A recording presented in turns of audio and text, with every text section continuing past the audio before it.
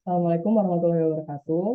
Kami dari kelompok 2 ingin mempresentasikan hasil dari kerja kelompok kami. Sebelumnya saya ingin memperkenalkan anggota-anggota dari kelompok kami. Yang pertama ada saya sendiri, Deswita Nursa Fitri sebagai moderator.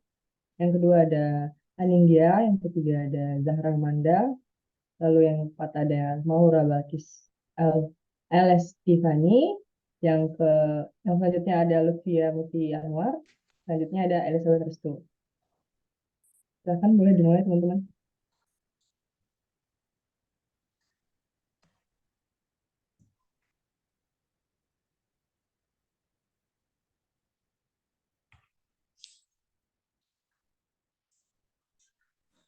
Oke, yang pertama ada tantangan. Tantangan dalam bekerja dalam suatu bisnis digolongan menjadi dua. Yang pertama ada internal dan eksternal. Jadi kalau internal itu lebih ke tantangan dilihat dari diri seseorang karyawan atau pekerja. Seperti skill yang dia punya, kemampuan menggunakan teknologi, dan beberapa kelebihan yang ada pada dirinya.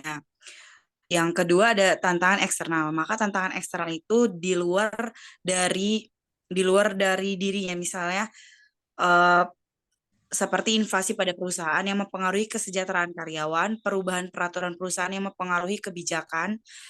Eh, Boleh slide selanjutnya?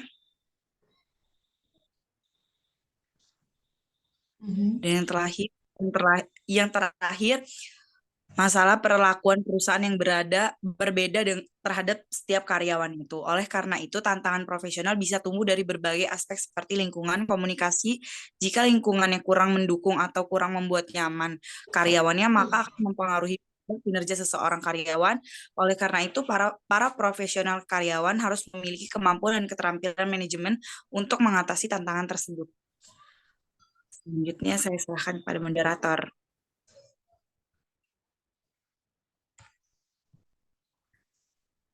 Dilanjut.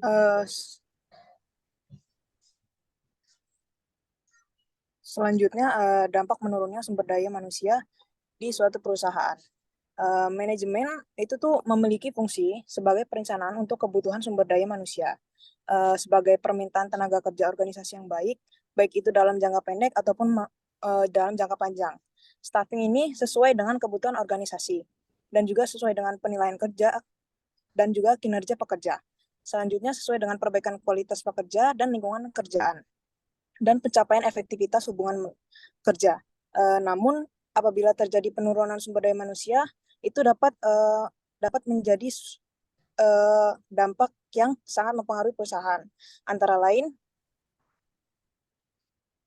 yang pertama itu ada efektivitas dan efisiensi yang menurun drastis. Nah, apabila struktur organisasi tidak memiliki kejelasan dan pegawai yang direkrut dengan tidak sesuai, maka perusahaan tidak dapat menghasilkan kinerja yang efisien dan efektif dalam MSDM.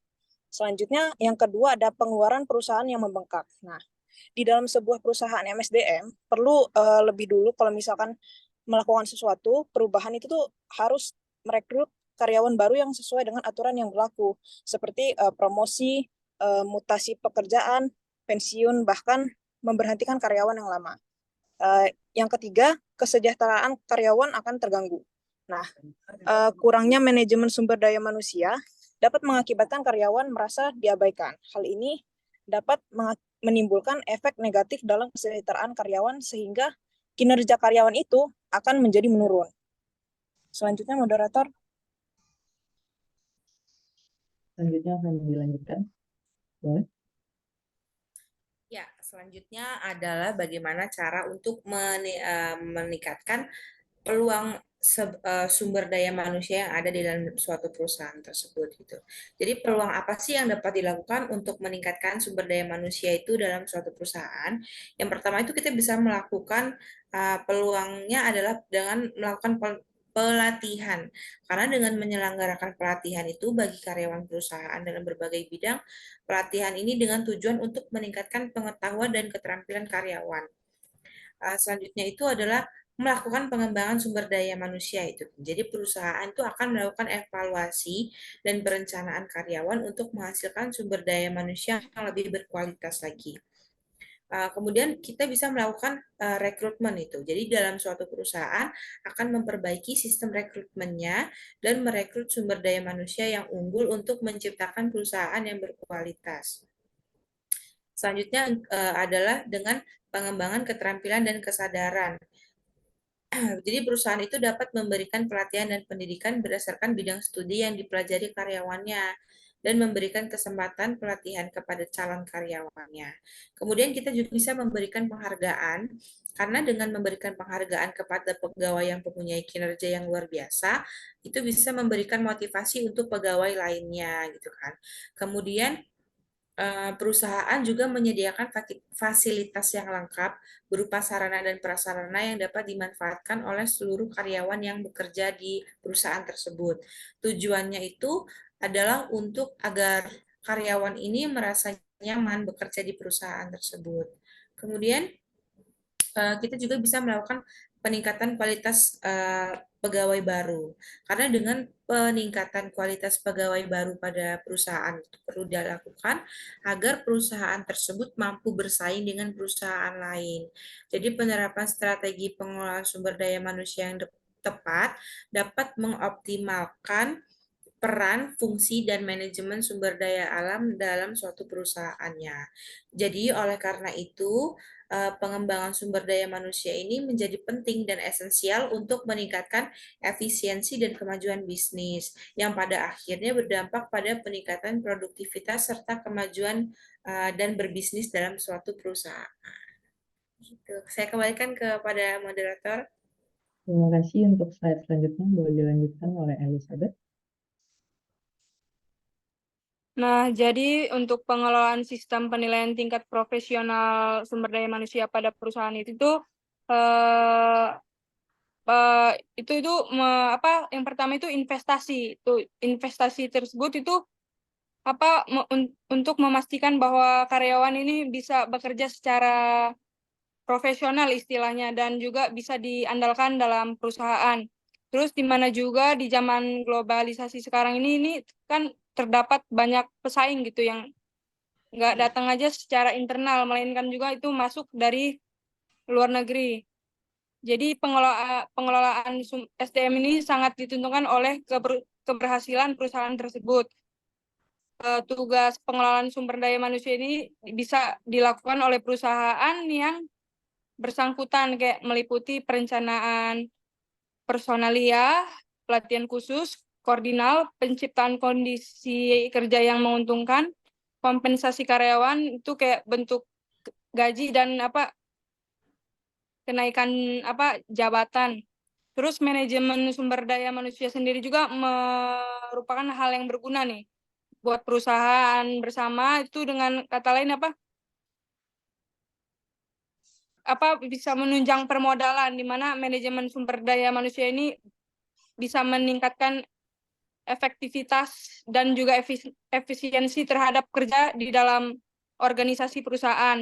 Terus tujuan pengelolaan sumber daya manusia itu antara lain itu menyediakan unit kerja, juga itu menjaga apakah ada kontribusi departemen untuk kelas yang sesuai terhadap organisasi dan juga kebutuhan suatu organisasi. Terus pengendalian keuangan terkait disiplin kerja pegawai juga. Terus pengukuran kehadiran pegawai juga, yang terakhir terhadap perencanaan sumber daya manusia juga.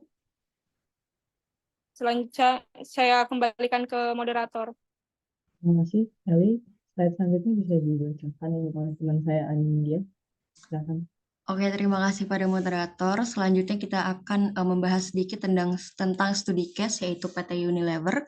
Setelah mendengarkan penjelasan terkait tantangan profesional berupa peluang, tantangan, dan juga dampak-dampak dari tantangan profesional pada suatu perusahaan. Nah, seperti yang kita ketahui, PT Unilever ini merupakan salah satu perusahaan yang bersifat multinasional di Indonesia yang bergerak secara global. Nah, PT Unilever sendiri ini melakukan peningkatan dalam pengembangan sumber daya manusia dengan melakukan konsep yaitu talent management. Talent management ini merupakan salah satu konsep dalam tantangan profesional yang dimiliki oleh Unilever dengan meningkatkan sumber daya manusia yang ada di perusahaannya. Nah, dengan itu PT Unilever ini juga umumnya melakukan pengelolaan terhadap sumber daya manusia, yang dimana dalam hal profesionalitas ini bertujuan untuk mencapai peningkatan maupun target yang sudah ditetapkan oleh PT Unilever. Nah, selanjutnya itu terkait dengan tantangan profesional sendiri di PT Unilever ini, mengedepankan konsep talent management itu di PT Unilever sendiri merupakan salah satu tantangan dalam perusahaan PT Unilever gitu. Jadi yang dimana talent management sendiri di PT Unilever ini dikategorikan menjadi 2 level tantangan, yaitu secara organisasi maupun secara individu. Nah, yang kita ketahui juga bahwa di PT Unilever ini secara organisasi terdapat tantangan profesional perusahaan, yaitu yang menjadi salah satu bentuk dalam meningkatkan kualitas profesional karyawan karena terdapat beberapa permasalahan maupun sistem program yang ada di perusahaan gitu. Jadi PT Unilever ini juga melihat tantangan profesional secara individu itu melalui adanya kompetensi antar individu atau antar karyawan yang berada di perusahaan sumber daya manusia yang ada di PT Unilever sendiri.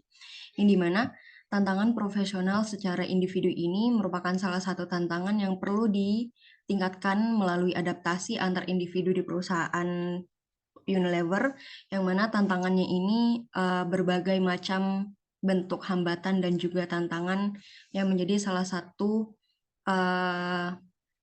target ataupun pencapaian PT Unilever sendiri untuk mengedepankan eksistensi perusahaan berupa fokus dalam meningkatkan kembali tantangan profesional sumber daya manusia yang ada di PT Unilever sendiri. Begitu. Sekian. Thank you buat teman-teman semua yang udah presentasi.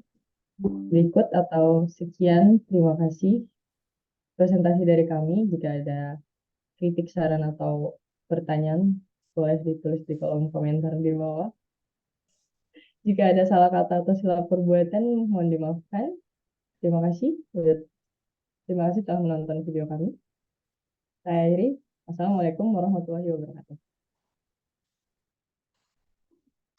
Waalaikumsalam warahmatullahi wabarakatuh.